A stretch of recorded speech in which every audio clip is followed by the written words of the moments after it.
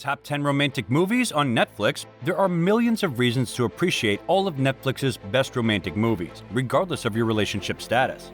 Whether you're looking for a Valentine's Day movie to cap off a romantic Valentine's Day date, or just want to laugh or cry on a Saturday night, this collection of movies available to stream at any time has something for everyone. Hey guys, welcome to your entertainment channel Netflix Tops, where we will tell you about the top-rated movies and series on Netflix. So grab your popcorn and stay with us until the end of the video, because today's video is going to list down the top 10 romantic movies to watch on Netflix. So let's get started.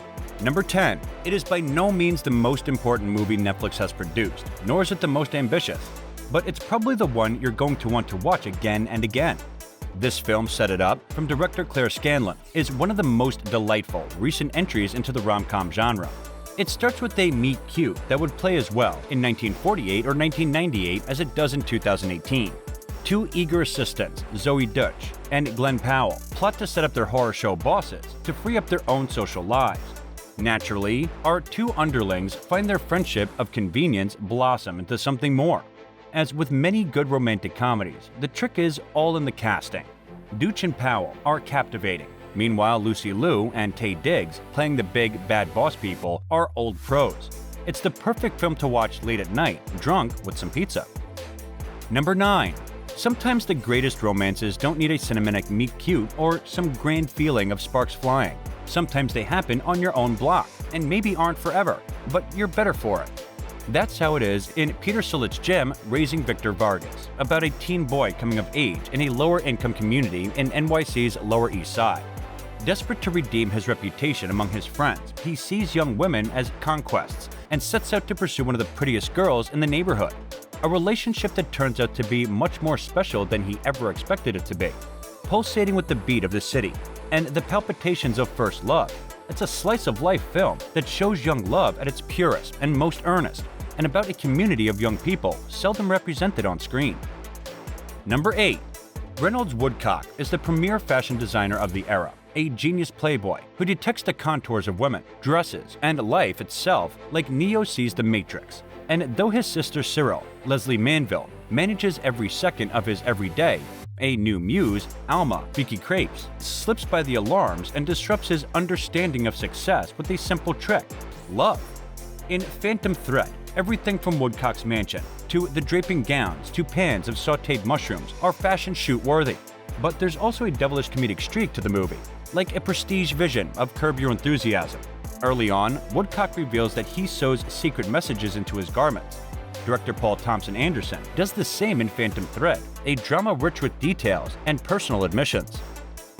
Number 7. There are a lot of Julia Roberts movies on this list, but only one was her breakthrough role. The young star is one of the many bright, starry-eyed faces in this comedy, Mystic Pizza. Matt Damon made his actual debut here, about two teenage sisters and their friend who work at a pizza parlor in a small Connecticut town. It's a quintessential coming-of-age story, following the young women as they experience first loves and first heartbreaks, which in turn teaches them a thing or two about themselves and who they want to be. With their friendship at the helm and the quaint town as the backdrop, it's as comforting and warm as the pies the girls serve. Number 6. This movie brings one of the most pivotal love stories in history to the screen. The biographical drama Loving from Jeff Nichols tells the story of Mildred and Richard Loving, the couple who challenged state laws banning interracial marriage all the way to the Supreme Court with the landmark case Loving versus Virginia. For being such a sweeping romance with so many groundbreaking implications, it's the gentle, muted way it's told in this historical film that nestles into your heart. From Joel Edgerton's hushed performance as the distant but caring Richard, and Ruth Nege's thoughtful simplicity to Mildred, to Nichols' warm direction, it finds a quiet profoundness that makes it all the more beautiful. Number 5. A movie about two women, Cameron Diaz and Kate Winslet, who live across the world but decide to swap their equally gorgeous homes over Christmas, and happen to find love while on vacation. The holiday could not be more indulgent. And yet, because it leans into its too good to be true premise, the Nancy Meyers-helmed film is a gift wrapped up with a bow. Not only is there every stereotypical rom-com element you could wish for, including Jude Law as a hot, sensitive dad, there's also a whole lot of house porn in Winslet's character's quaint English cottage opposite the contemporary LA mansion Diaz's uptight Hollywood exec resides in. Your Airbnb holiday excursion experience may have looked a tad different than the photos, and it didn't come with the whirlwind romance, but you can watch the extravagance of the holiday and dream it did. Number 4.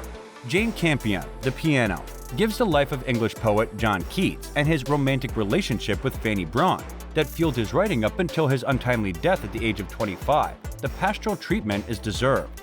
Between the succulent photography, delicate score, and Ben Whishaw and Abby Cornish's hushy poetry reading, Bright Star is a beautiful tragedy and one of the most unsung dramas of the 2000s.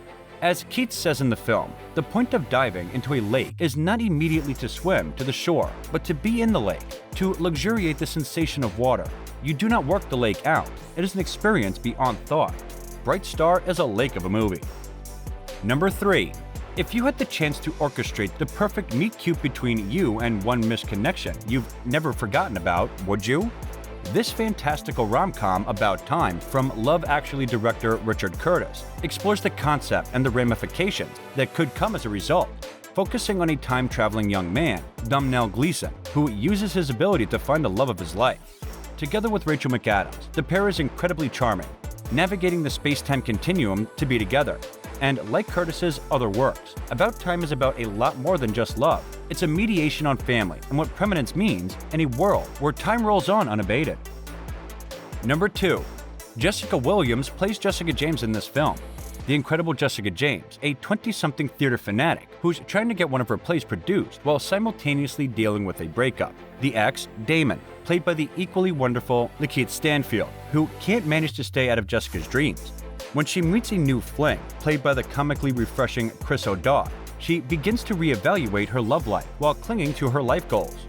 When do you know you've made it? As lighthearted as the film can be, it's rooted in the exploration of the deeper questions that any artist, or person for that matter, grapples with. Williams is hilarious, which we all know from her time on The Daily Show. She's also incredibly powerful, showcasing a feminine strength that's so crucial to this generation, and a passion for her craft that's the opposite of the indifference often associated with millennials. The film is perfect for a popcorn and beer night with the guys and gals. Number 1. Decades after its theatrical debut, James Cameron's blockbuster epic is still so ubiquitous in the pop culture zeitgeist. Its filmmaking marvels are drowned out by young Kate and Leo's nostalgia and that damned Celine Dion Carnival. Cameron's ear for dialogue may be woefully leading, but he's a shrewd storyteller, plucking a Romeo and Juliet redux in Titanic aboard the doomed ocean liner and flanking the fictional romance with historical details, groundbreaking special effects, and jaw-dropping visuals. The narrative lapses are at times dumbfounding. Let's face it, old Rose who tosses a priceless artifact into the abyss after waxing ad nauseam about herself is a thoughtless jerk. And the aforementioned dialogue is awful, to say nothing of Billy Zane doing his best mustache-twirling silent movie villain. But Titanic remains a painstaking testament to the all-in Hollywood spectacle. And this brings us to the end of the video. Don't forget to like the video and subscribe to our channel for amazing movie reviews coming your way. And thank you for watching.